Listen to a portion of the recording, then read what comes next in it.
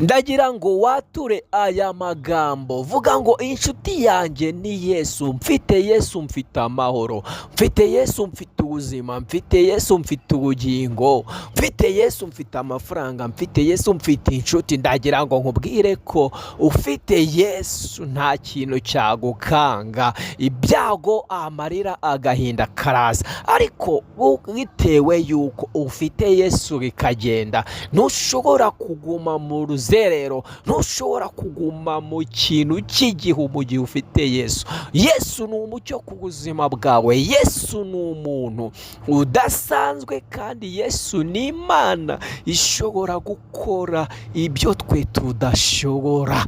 Vuga ko Imana iri kumwe nawe, nta kiguteye ubwoba, nta kigukanga, nta kizatuma usubira inyuma. Vuga ko ukomeje mu rugendo ushaka kugera aho ushaka kugera. Ndakubwiza amakuru ko aho ujya ni heza, hari umugisha, hari ibyiringiro, hari amavuta, hari ugukora, hari ukunezerwa. Ufite Yesu byose birashoboka.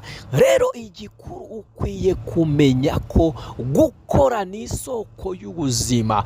Kunda akazi kawe, gasuzuguritse ari kabi ugakore, noneho unasenga Imana. Mu gihe gitoya uzabona impinduka ku buzima bwawe. Akira ijambo ry'Imana.